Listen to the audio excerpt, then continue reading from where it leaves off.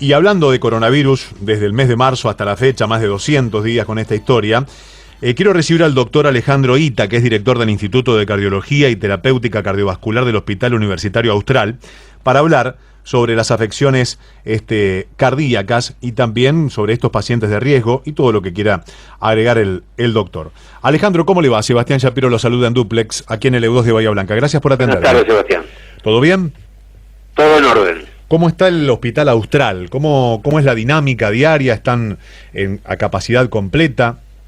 Sí, obviamente que el hospital finalmente desde hace más de un mes está completo desde el punto de vista de la internación, con un alto caso de pacientes COVID, tanto en las unidades de terapia como en la internación general. A su vez nosotros se construyó un hospital solidario COVID que también está también a capacidad completa prácticamente, o sea que sí, estamos con muchos casos, aunque el hospital desde hace rato también tomó toda una estrategia sanitaria separando toda el área COVID de la no COVID para tratar de reducir al mínimo los contagios, ¿no? Uh-huh. Alejandro, cuéntenos cuánto daño hace el COVID-19 en el corazón de las personas sanas y también con patologías cardíacas previas. Bueno, a ver, yo creo que hay que dividir como tres grupos poblacionales. Aquellos pacientes que tienen afección COVID y que el COVID no les genera compromiso cardíaco de ningún tipo. Aquellos pacientes que tienen un compromiso de COVID y el COVID afecta al aparato cardiovascular, y aquellos pacientes que tienen infección por COVID y tenían patología preexistente que los predispone a una peor evolución. Estos tres grupos de alguna forma evolucionan claramente diferentes. Diríamos que el que tiene la infección COVID y no tenía patología preexistente y el COVID no afectó el aparato cardiovascular, evolucionan muy bien. De hecho sabemos perfectamente que la tasa de complicaciones graves es 2,5%. Los pacientes que sí tenían patología preexistente y se infectan por COVID, sobre todo estos pacientes son pacientes con insuficiencia cardíaca, infarto previo, diabéticos, enfermedades valvulares graves.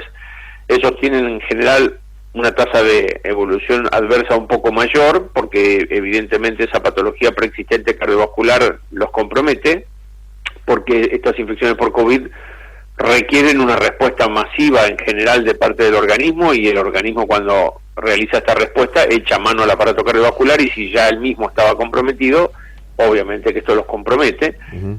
Y finalmente, lo que tanto se está hablando últimamente, que es la afección directa del COVID al aparato cardiovascular, en particular al miocardio, que yo creo que hay que ser prudentes. Hay que a ver, vamos por ahí. ¿Por qué hay que ser prudentes?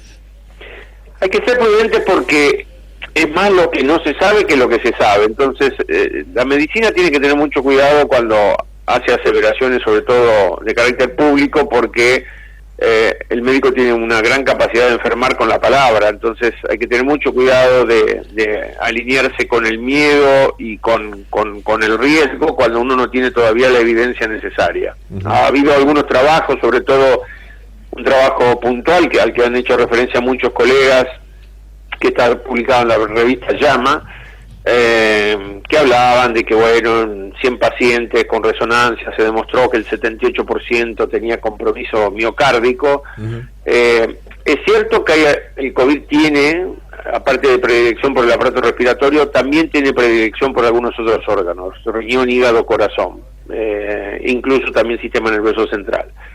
Y es cierto también que a nivel del corazón vemos algunas alteraciones, las estamos viendo. Nosotros de hecho tenemos protocolos de investigación en curso, donde se ven algunas alteraciones, pero todavía no podemos decir exactamente lo que significan. Seguramente se va a necesitar más tiempo y más conocimiento para saber qué impacto tienen, qué jerarquía tienen, si esto realmente va a modificar el pronóstico de las personas.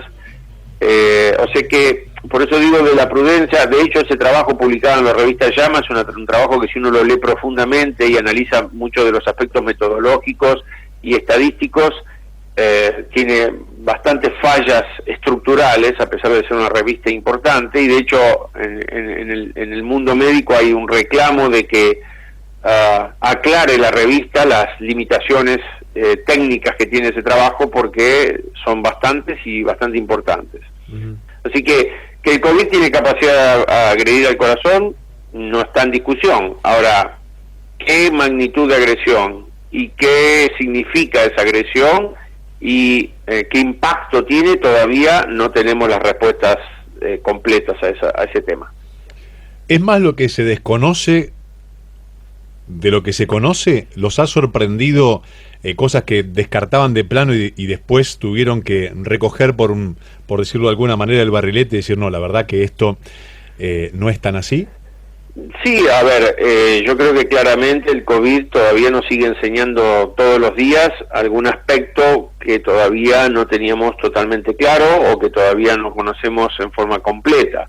O sea, es un virus nuevo, nuevo, yo lo estudié en la facultad y tengo 42 años de profesión, o sea, nuevo no es, pero sí nuevo en contacto con los humanos, digamos, porque este era un virus animal.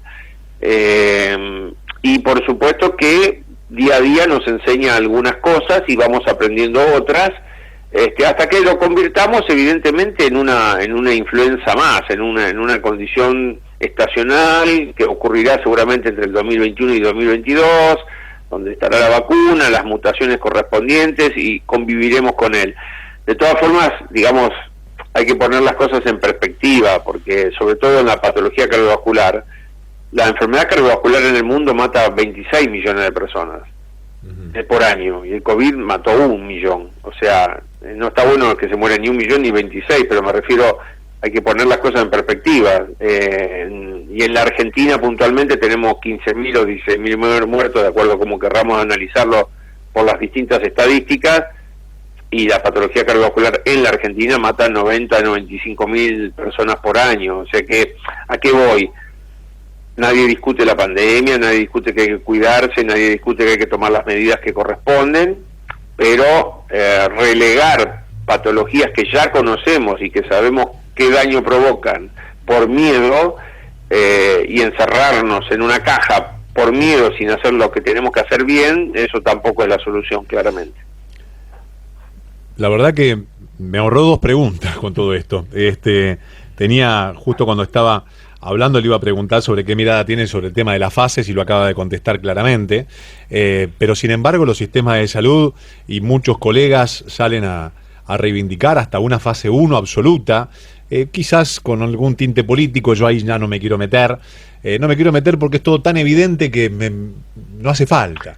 Pero le quiero preguntar a usted como facultativo, ¿en qué lugar se para y con qué mirada dentro de la necesidad de contar con un servicio tanto para quienes prestan los servicios dentro del sistema de salud como quienes lo necesitan al momento de una saturación tan grande frente a esto que, dada la estadística, lamentamos todas las muertes, mata menos que esto que acaba de mencionar usted?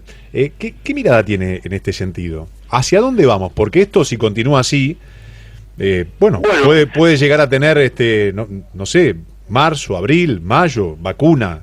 ¿Cuándo?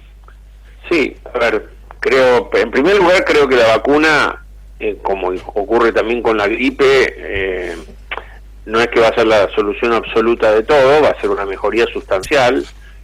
Segundo, tenemos que tener vacunada un 40 o un 60% de la población para que la vacunación sea efectiva, y eso nos va a llevar tiempo.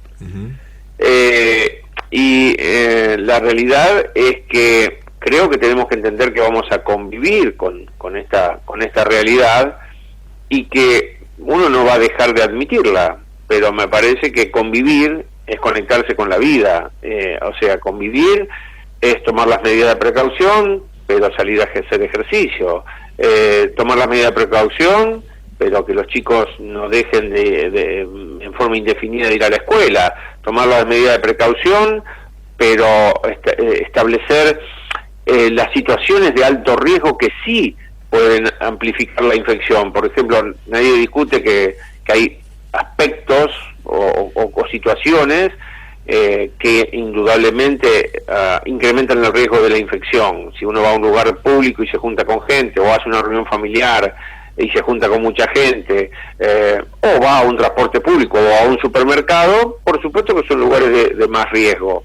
Pero después, encerrarnos en una casa en forma indefinida, cuando esto nos va a llevar un año más, por lo menos, no parece desde ningún punto de vista una situación demasiado lógica, desde el sentido común, no hablando como vos decís, Sebastián, no metiéndonos ni en la política ni en ninguna cosa, sino en una cuestión de sentido común, nada más. Tal cual.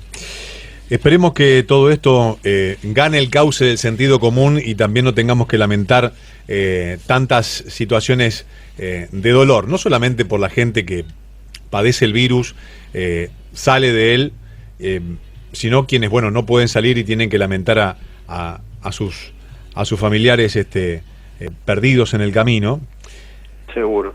Y también la otra parte, la social, la intelectual, la de los sentimientos, la psicológica, la económica, que también sea algo que también prime el sentido común. Claro que sí. Un abrazo grande, gracias por atenderme. No, al contrario, hasta luego. El doctor Alejandro Ita, director del Instituto de Cardiología y Terapéutica Cardiovascular del Hospital Universitario Austral. A las 4:21 te regalo esta canción. All veils and misty, streets are blue.